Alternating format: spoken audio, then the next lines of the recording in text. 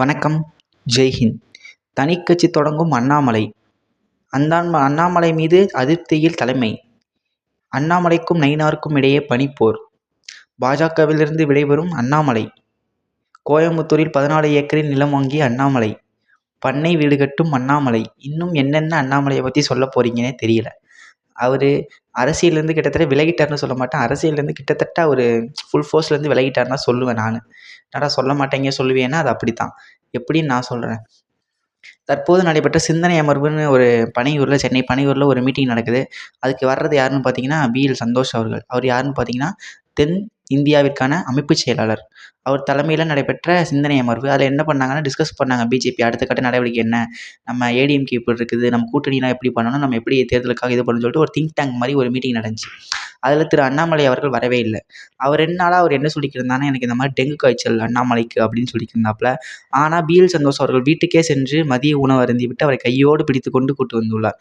ஏன்னா எனக்கு என்ன ஒன்று புரியவில்லை என்றால், அங்கே மீட்டிங்கில் நடைபெறும் போது அண்ணாமலை பார்த்த ஃபோட்டோ இருக்கும்போது அவருக்கு காய்ச்சல் இருந்தது போலே தெரியல. ஏன்னா டெங்கு காய்ச்சல் வந்துச்சுன்னா ஜாயின்ட் பெயின்னா அவ்வளோ வலிக்கும். உடம்பு ஃபுல்லாகவே ரொம்ப டயர்டாக இருக்கும். அதான் அந்த டெங்கு காய்ச்சலோட முக்கியமான அறிகுறியை பார்த்தீங்கன்னா. ஆனால் அவர் அப்படி எதுவுமே தெரியவில்லை. அண்ணாமலை அவர்கள் வேணுமென்றே தடுத்தாரா, இல்லைனா அவருக்கு விருப்பம் இல்லையா அப்படிங்கிற மாதிரி தான் இருக்குது. ஏற்கனவே இதுக்கு முன்னாடி டெல்லியில் நடைபெற்ற கூட்டத்துக்கும் அவர் செல்லலை. கேட்டால் கல்யாணத்துக்கு போயிட்டேன் அப்படின்னாரு. இது மாதிரியான விஷயங்கள் வந்து கண்டிப்பாக அண்ணாமலை மீது சந்தேகத்தை ஏற்படுத்துது. அங்கே வந்து அண்ணாமலை அவர்களும் பல ஸ்லைட்லாம் போட்டு காமிக்கிறாரு. அதில் அவர் என்ன சொல்கிறாருன்னு பார்த்தீங்கன்னா, இந்த மாதிரி தேமுதிக ஒரு நடை மாநாடு போகிறாங்க, பாமகவும் மக்களை சந்திக்கிறாங்க, டிவிக்கே மக்களை சந்திக்கிறாங்க, சீமான் அவர்கள் கூட்டம் நடத்துகிறாங்க. இப்படியே போயிட்டு இருந்தால் நம்ம என்ன வேலை செய்யணும் அப்படிங்கிற மாதிரி நாயனார் அவரை போட்டு ஒரு குத்திருக்காரு. அது மட்டும் இல்லாமல் என்ன சொல்கிறாருன்னு பார்த்தீங்கன்னா, திமுகவுக்கு 40% ஓட்டுக்கு மேலே இருக்குங்கன்னா, அதே மாதிரி தாவேக்காவுக்கு பார்த்தீங்கன்னா 8லேருந்து 12% ஓட்டு வருங்கண்ணா, நாம் தமிழரும் 6% ஓட்டு எடுப்பாங்கண்ணா, மிச்சம் இருக்கிற ஓட்டு தானே நம்மளுக்கு 25% யங்ஸ்டர்ஸ் ஓட்டு இருக்குண்ணா, அது இழுக்க நம்ம என்னென்ன செஞ்சுருக்கோம் அப்படிங்கிற மாதிரி வன்மையாக கண்டிச்சிருக்காரு. அடுத்து பேசிய நயினார் அவர்கள் என்ன சொல்லியிருந்தாருன்னா, நான் டிடிவி அவர்களோடலாம் பேசிட்டு தான் இருந்தேன், அவர் தான் போயிட்டாரு. ஓபிஎஸ் கூடயும் பேசிட்டு தான் இருந்தேன், அவர் தான் போயிட்டாரு. நான் என்னங்க பண்ணுறது அப்படிங்கிற மாதிரி ஒரு பனிப்போர்.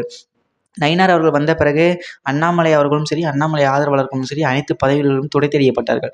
இது யார் வந்தாலுமே நடக்கும். இது எல்லாத்துக்குமே பொதுவானதான். அவர்கள் தங்களுடைய ஆதரவாளர்களை தங்களுக்கு வேண்டிய போஸ்டிங்கில் போடுவாங்க. அதுதான் கட்சி சிறப்பாக செயல்படுறதுக்காக எல்லா தலைவர்களும் செய்கிற வேலை தான். அதனாலேயே அண்ணாமலை அவர்கள் அதிர்ச்சி உற்றாரோ என்னமோ தெரியல. இது மாதிரியான விஷயங்கள் தான் ஏற்கனவே பேசிகிட்டு இருக்கும்போது அண்ணாமலை அவர்கள் ரஜினி அவர்களை வேறு சந்திச்சிருக்காரு.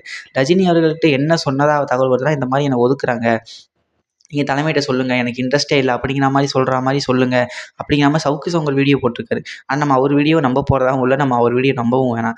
ஸோ அண்ணாமலை அவர்கள் தனிப்பட்ட முறையில் பார்த்தீங்கன்னா, அவர் அதாவது தலைவர் பதவியிலேருந்து பதவி ஏற்கப்பட்டதுலேருந்தே ஓரங்கட்டப்படுகிறாரோ அப்படிங்கிற மாதிரி இருக்குது. ஏன்னா தலைவராக இருக்கும்போது அவர் தான் தன்னை முன்னிறுத்தி தமிழ்நாடோட பாஜகவோட முகமாக மாறினார். மற்ற தலைவர்கள் ஓரங்கட்டப்பட்டாங்க, உண்மைதான். இப்போ மற்ற தலைவர்கள் எல்லாருமே வச்சு அண்ணாமலை செய்கிறாங்களோ அப்படின்ற மாதிரி இருக்குது.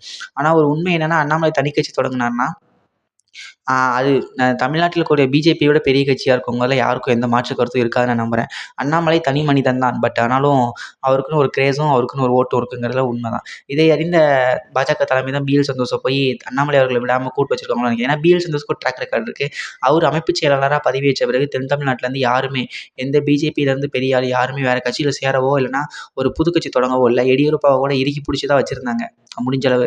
அந்த ட்ராக் ரெக்கார்டு இருக்கும்போது பிஎல் சந்தோஷ் ஒரு மிகப்பெரிய அவர் கர்நாடகா முதலமைச்சர் ஆகணும்னு ஆசை. அவள் பார்த்தீங்கன்னா, அங்கே கர்நாடகாவில் ஐபிஎஸ்ஸாக இருக்கும்போது அண்ணாமலை அவர்களுக்கு ஏற்பட்ட நெருக்கம் தான் பிஎல் சந்தோஷ் வந்து ஒரு மிகப்பெரிய சப்போர்ட்டாக அண்ணாமலை மாறினார். ஆனால் அண்ணாமலைக்கு எவ்வளோ தூரம் பிஎல் சந்தோஷ் அவர்கள் சப்போர்ட் பண்ணுவார் அப்படிங்கிறது ஒரு மிகப்பெரிய கேள்வி தான். இப்போ அண்ணாமலையோட எதிர்காலம் என்ன அப்படிங்கிறத நான் பார்க்க வேண்டியிருக்கு. டெங்கு காய்ச்சல்னு போய் சொல்கிறாரா அப்படிங்கிற மாதிரி தான் எனக்கு தோணுச்சு. நான் அண்ணாமலையோட ஆதரவாளராக இருந்தாலுமே எனக்கு தோணுச்சு, தனிக்கட்சி தொடங்குவாரான்னு கேட்டால் கண்டிப்பாக போய் தொடங்க வாய்ப்பு இல்லை.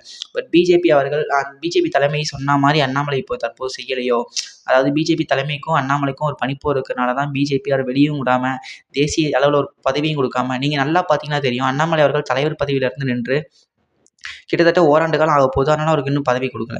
ஒரு மாநில அளவிலேயோ அவர் வந்து தேசிய தலைமை பதவி கேட்கல. அவர் சொல்கிறது எனக்கு ஸ்டேட் பிஜேபி தான் வேணும்னு சொல்கிறாரு. பட் அதில் எதுவும் பெருசாக பதவி கொடுக்கல. ஸ்டேட் லெவலையும் தேசிய லெவலில் கொடுப்பாங்கன்னு பார்த்தாங்க, இது வரைக்கும் கொடுக்கல. நம்ம எதுக்குன்னு பொறுத்து வந்து பார்க்கணும். ஏற்கனவே தலைவரோட பதவி இன்னும் முடிவு செய்யப்படல. ஆர்எஸ்எஸ்க்கும் பிஜேபிக்கும் சில கருத்து வேறுபாடுகள்னால ஜேபி நட்டாக்கு பிறகு இன்னும் பிஜேபி தலைவர் பதவியே காலியாக தான் இருக்குது. ஸோ அதுக்கப்புறம் தான் அண்ணாமலை அவர்கள் பக்கம் வருவாங்களா அப்படிங்கிற மாதிரி இருக்குது. பட் அண்ணாமலை வேண்டுமென்றே ஒதுக்கிக்கப்படுகிறார்கள். நான் தான் தலைமை, நான் சொல்கிறது கேளு, நீ மாற்றி தாண்டி போகக்கூடாது அப்படிங்கிற மாதிரி சொல்கிறாங்களா மாதிரியும் இருக்குது. கண்டிப்பாக பிஜேபி அண்ணாமலை அவர்களுக்கு நடுவுல ஒரு குறிப்பிட்ட ஒரு நல்ல உறவு இல்லையோ அப்படிங்கிற மாரி தான் இருக்கு. நயினார் வந்த பிறகு அது கண்டிப்பா பெரிய அளவுல வெடிச்சிச்சு. இது வந்து சொல்ற விஷயம் தான்.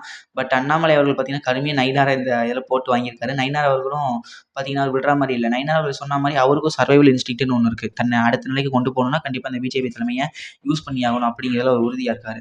ஸோ இப்படிங்கிற பட்சத்தில இது கண்டிப்பா எங்க போய் முடிய போகுதுன்னு தெரியல. அண்ணாமலை அவர்கள் பிஜேபியில் தொடர்வாரா? அப்படிங்கிற மாரி இருக்கு. என்ன பொறுத்த மட்டும் தொடருவாரு. அதில எந்த மாற்று கருத்தும் இல்ல. பட் அவர் தொடர்ந்து ஓரங்கட்டப்பட்டு அவருக்கு பதவி குடுக்காம அவர் அலைக்கழிக்கப்படுகிறார் மாரியும் இருக்கு. அது மட்டும் இல்லாம அவர் கோயம்புத்தூர்ல வாங்கியிருக்கக்கூடிய இடம். அந்த இடத்த பார்த்தீங்கன்னா, 14 ஏக்கர் வாங்கியிருக்காரு. ஊட ஒரு பண்ணை வீடு கட்டிக்கிட்டு இருக்காரு. அத கேட்டா அது 3,00,00,000லேருந்து 4,00,00,000 தான்.